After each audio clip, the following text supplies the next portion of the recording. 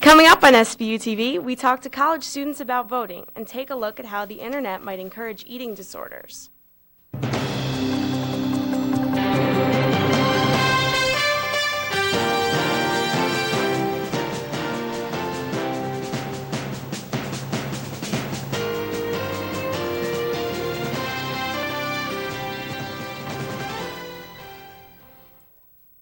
Welcome to Sbu TV News. I'm Amanda Fuller. And I'm Caroline Bayard. There are 44 million young people eligible to vote, but how many are actually casting their ballots? Claire Glatz takes a look at some of St. Bonaventure's eligible voters.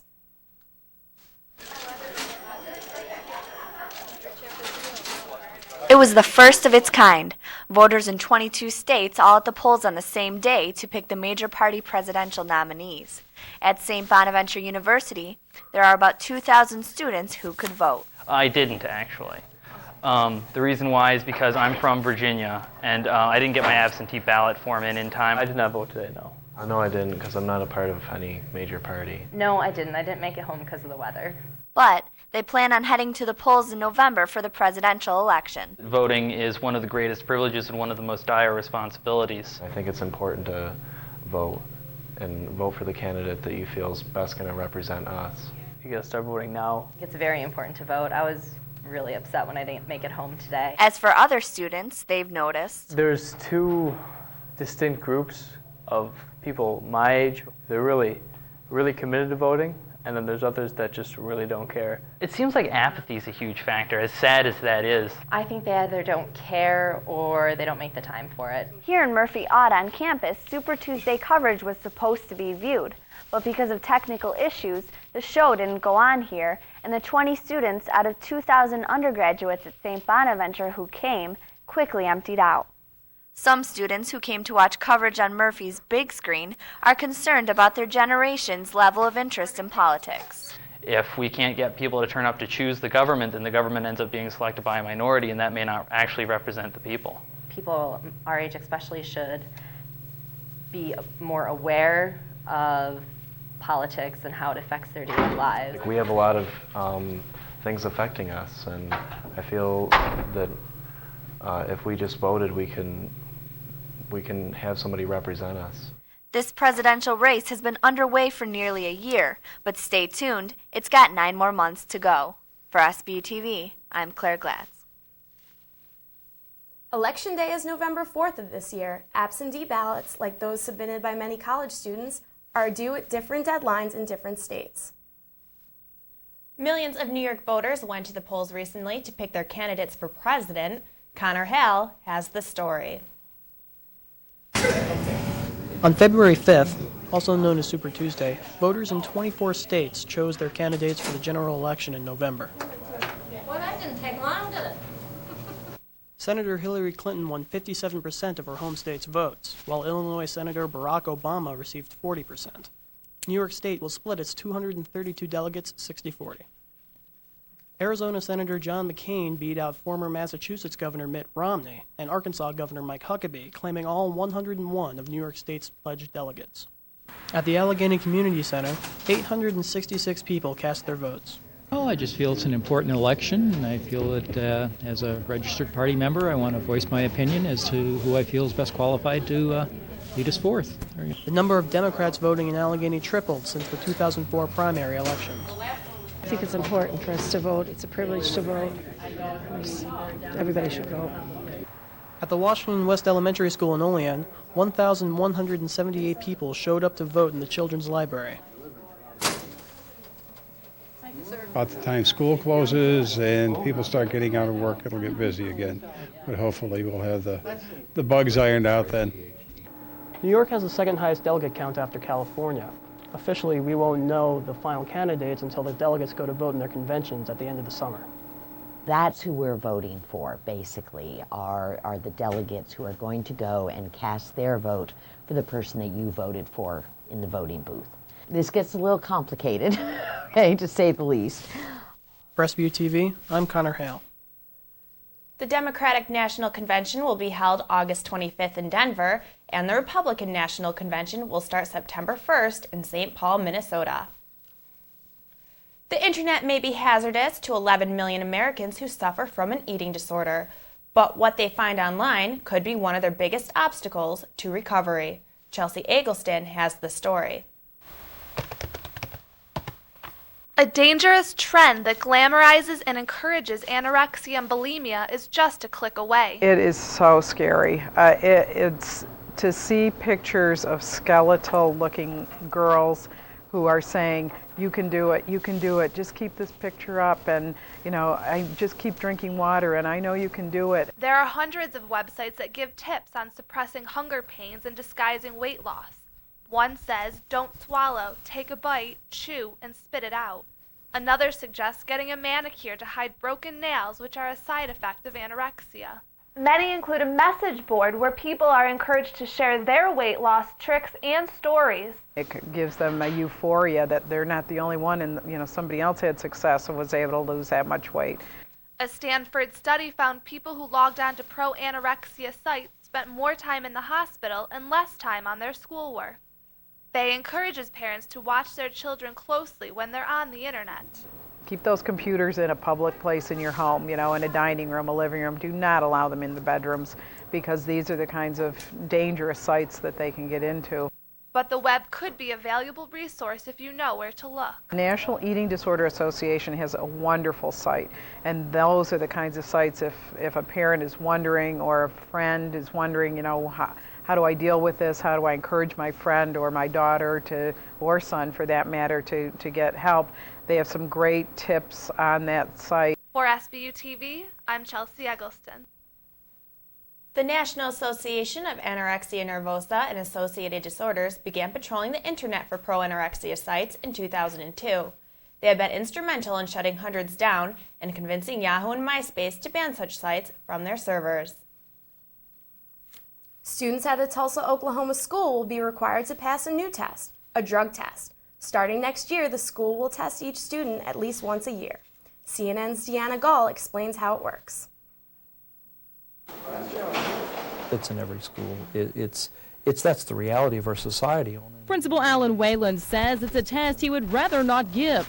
But after 2.5 years of discussion, Bishop Kelly school leaders feel drug testing each student is the right answer. It will hit major drugs, marijuana certainly, some prescription medicine from the back. Using a small hair sample from the student, the test will reveal any drug activity in the past 90 days. If parents feel certain prescription drugs may have altered the results, a retest will be given. It gives us not only what is testing positive for, but the amount that has been ingested and has been used. I know a lot of people who are very angry about it. The news of a mandatory drug test has some students upset.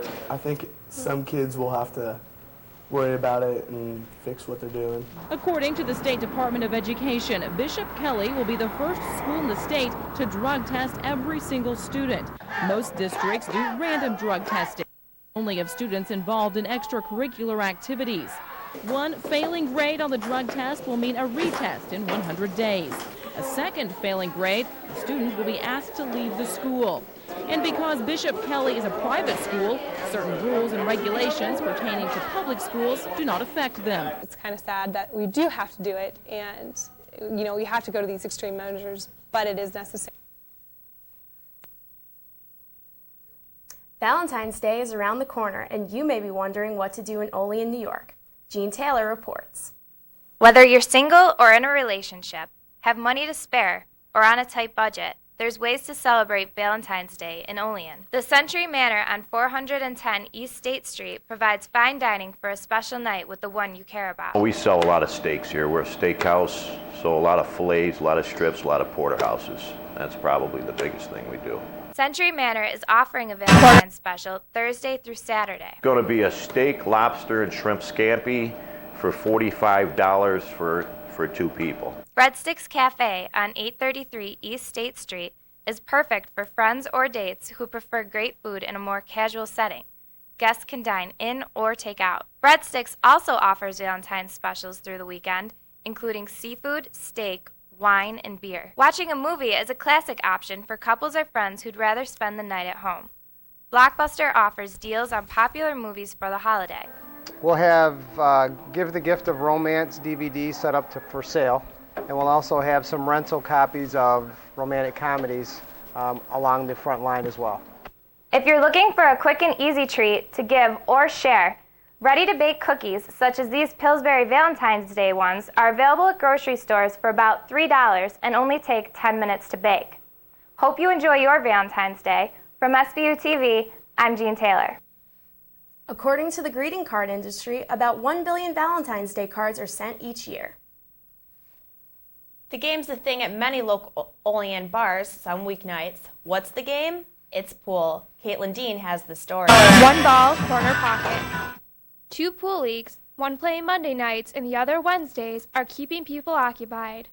There are over 100 players now in each of the leagues, run by the owners of Third Base on West State Street for the past 12 years.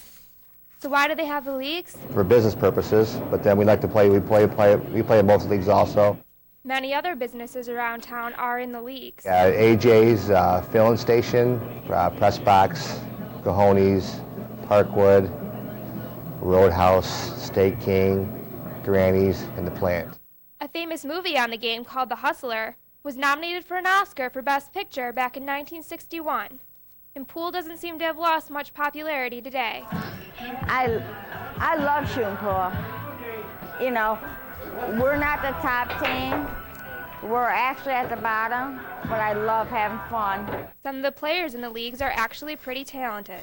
There are some very good pool shooters. I wouldn't call them hustlers. I'd call them downright good.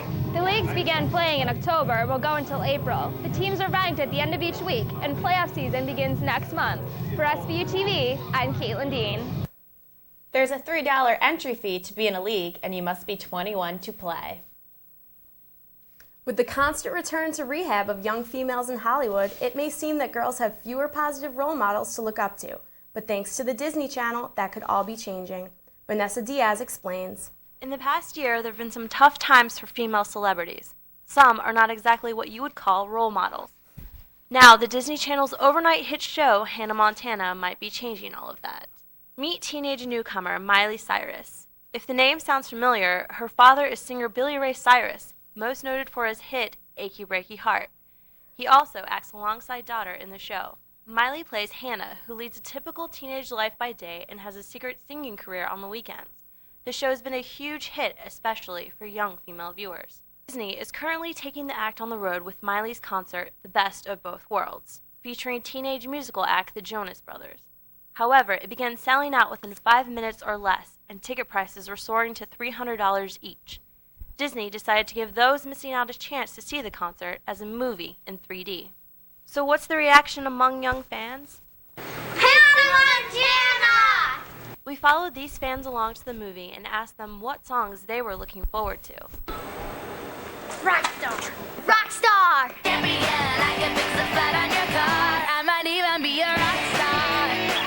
I might even be a rockstar. After the movie, we caught up with them again and some of their friends for their reactions. It was really cool because it was 3D and it was like right there with you.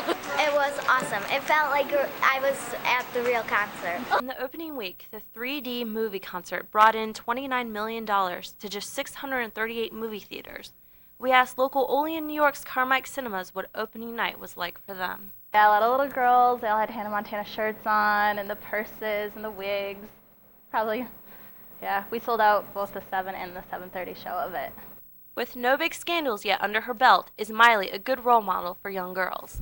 Not Britneying it yet or doing a Lindsay, so she can be a role model thus far in her career. Because of the movie's big success, Disney is now letting movie theaters like this one here in Olean, New York, run the movie for 1 more week. So if you haven't been able to come see it, this is your last chance. For Sbu TV, I'm Vanessa Diaz. If you would like to see Hannah Montana's The Best of Both Worlds movie in 3D, check your local listings for showtimes. Coming up Connor in Hale sports, joins the us St. with Bonaventure men's sports. basketball team beats Duquesne, and the Sabres have another win against New Jersey. No, I understand we're late, but things have been a little hard, and we're really trying. Well, my husband has a second job. Well, no, I know that, but we're trying really hard, and it's just that... yes, I know... Well,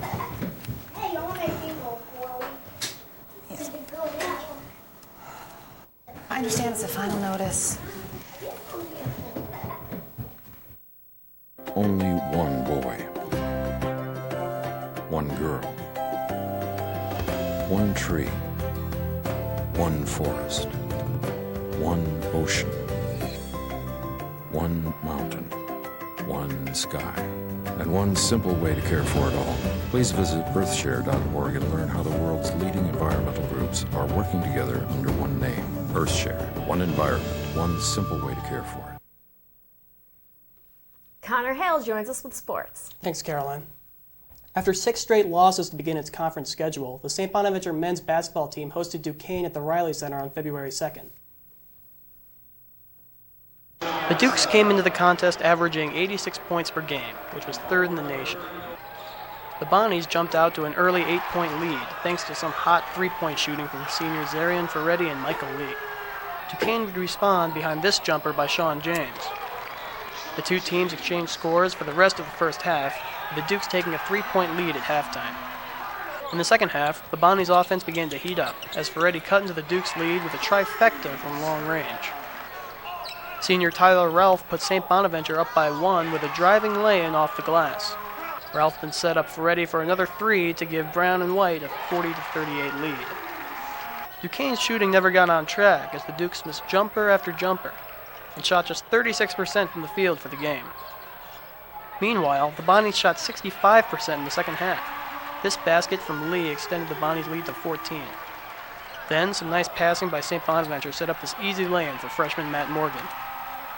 The Bonnies' defense ended up holding the Dukes to a season-low 59 points as St. Bonaventure earned its first Atlantic 10 victory of the season.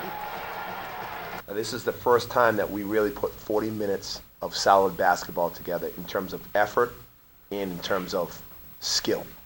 They really got back on defense. We got nothing easy in transition. They rebounded the ball extremely well, and they really executed down the stretch. We didn't play, perfect every possession, but I think we made up for the errors, with rebounding and defense. Next up, St. Bonaventure hosts Charlotte at the Riley Center before visiting St. Joseph's. Freshman Matt Morgan was named A10 Co-Rookie of the Week after his performance against Duquesne.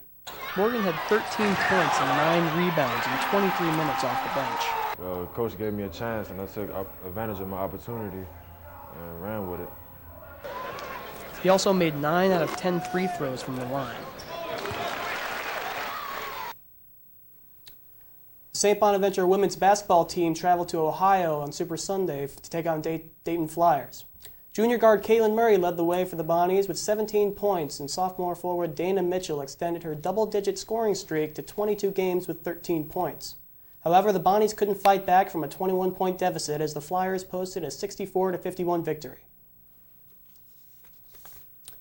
The Bono women came home to tip off with the Richmond Spiders in the Riley Center on February 6th. Early on, it was back and forth as junior guard Caitlin Murray hits this three-pointer to give the Bonnies a 9-6 lead. Murray finished with just 8 points on the night. 3 minutes later, Danielle Bell drains a 3 for the Spiders, tying the game at 11. Ashley Edwards sinks this jumper with 11 minutes left in the first half to give the Bonnies a 15-14 lead. Unfortunately for the Brown and White, that would be its last lead of the game as Richmond closed out the first half with a 15-3 run, capped off by this shot from Brittany Shells.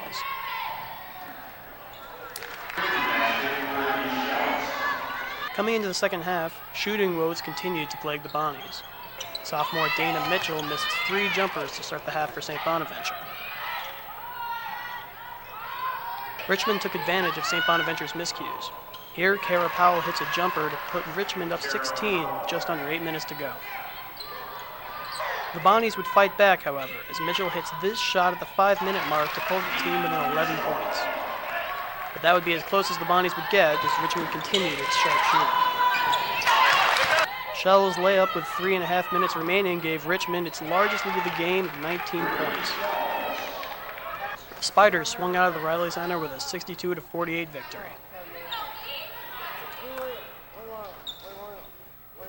Well, I think we got some people pressing a little bit because we are struggling. We forget that we got some young kids playing and putting some demands, and it was going well for us early. So now we're having our first real bout with adversity, and we're not handling it well. The Bonnies will hit the road for 2 games when they head to Charlotte on February 9th and Duquesne on February 13th.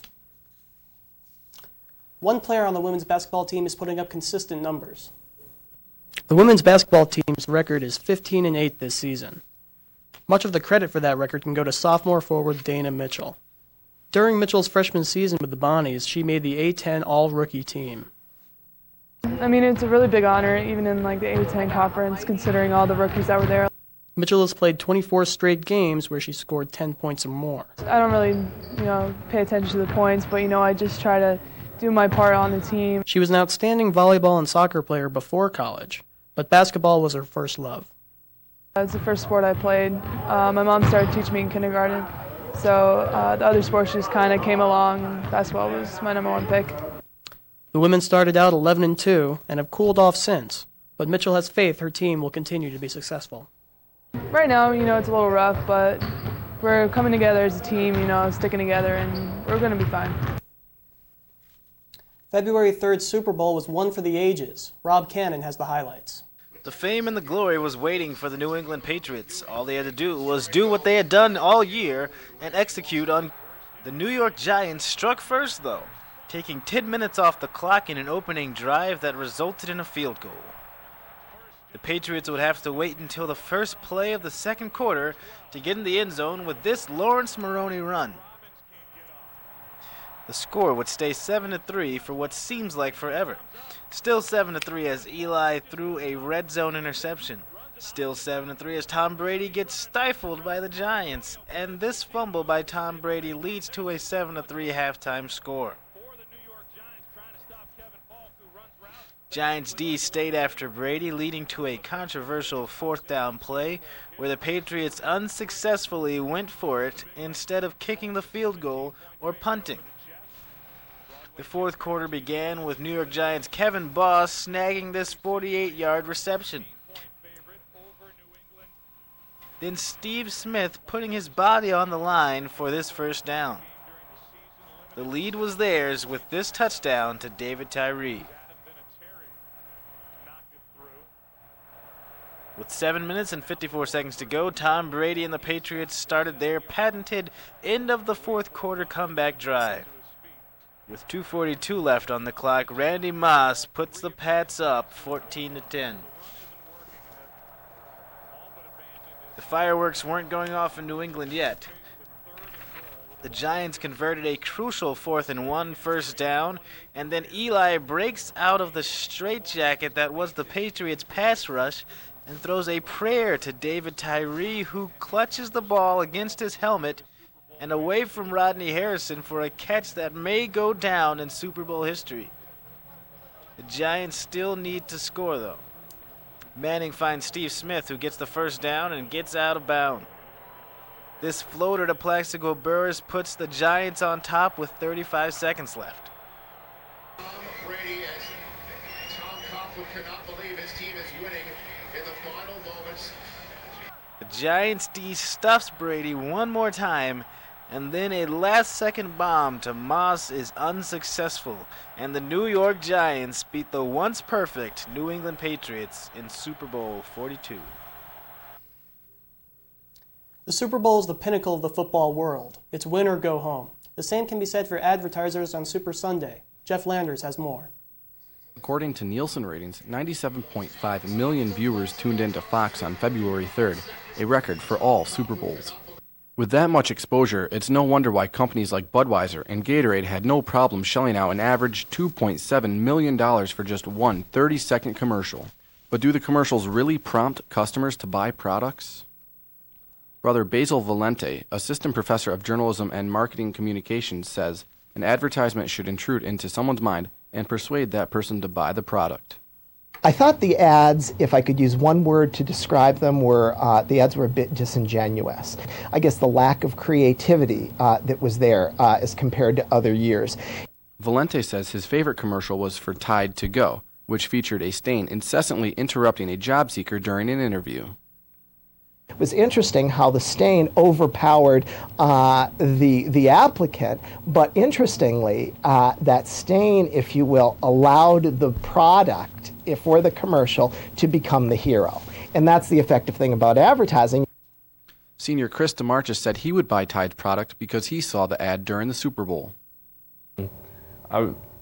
Interviews are really an important thing coming up in my life, and if my clothes aren't clean and they're distracting my possible employer, then it's something I would be like, oh yeah, I need to go get Tide because it's going to take that stain off the shirt. Mike Landers, a journalism major, said the Doritos commercial where a giant mouse jumps through the wall topped his list. It didn't make me want to go buy Doritos, but my friend was eating them at the time that commercial came out. I was like, hey, you have Doritos. But every time I see Doritos now, I think of that mouse. You can go to myspace.com/Super Bowl ads to view all the commercials from Sunday's game. You might not want to forget the popcorn either. But I always look for the humor. I mean, no matter how you look at it, it's good to see a funny ad. But when the humor works, I think that's the key. USA Today ranked Budweiser's commercial featuring a Clydesdale and a Dalmatian as the #1 Super Bowl ad for 2008. After a victory in Boston to conclude their long road trip, the Buffalo Sabres returned home to face New Jersey on February 6th. The Sabres and Devils faced off for the 4th time this season. Each of the first 3 meetings were decided in a shootout, with New Jersey winning all 3. Buffalo got on the board first, just 2.5 minutes in. Henrik Tillinder's shot from the point was deflected home by Michael Ryan as he scored his 4th goal of the year. In the second period, the Sabres appeared to take a 2-0 lead as Jason Pominville got credit for his 14th goal of the season. Daniel Paet's pass deflected off Pominville's skate past Devils goalie Martin Brodeur. After a video review, the goal would stand. New Jersey responded later in the period, as on the rush the Devils' Karl Rakunik wristed a shot into the net and cut the Sabres' lead to 2-1. The Devils would tie the game in the 3rd period when Mike Mateau's shot deflected off of Sabres defenseman Dmitry Kalinin and passed goalie Ryan Miller to even the score at 2. After a scoreless overtime, teams would go to a shootout once again. Drew Stafford scored on his attempt to give Buffalo the advantage. After Miller stopped the Devils' first attempt, Tillinder got the unlikely call to shoot next for Buffalo. The defenseman deked out the future Hall of Famer Brodeur with a nifty move to put the Sabres up by 2 in the shootout. New Jersey needed to score to keep its hopes alive, but Miller slammed the door on the Devils, giving Buffalo a 3-2 victory, its 5th win in the last 6 games. The Sabres will play 3 of their next 4 games against Northeast Division rivals. The Buffalo Bills made a groundbreaking announcement about the future of the team. Dell announced that the Bills will become the first NFL team to play an annual regular season game outside of the U.S. in 2008. The Buffalo Bills are scheduled to play 8 games in Toronto over the next 5 years, beginning this fall when the Bills play a preseason game at downtown Toronto's Rogers Centre. The Bills will play a preseason game every other year and 5 regular season games through 2012. Bills owner Ralph Wilson would not confirm if the Bills plan to permanently relocate to Toronto. And that's all for This Week in Sports. That's all for this edition of Sbu TV. I'm Amanda Fuller. And I'm Caroline Bayard. For all of us here at Sbu TV, have a great week.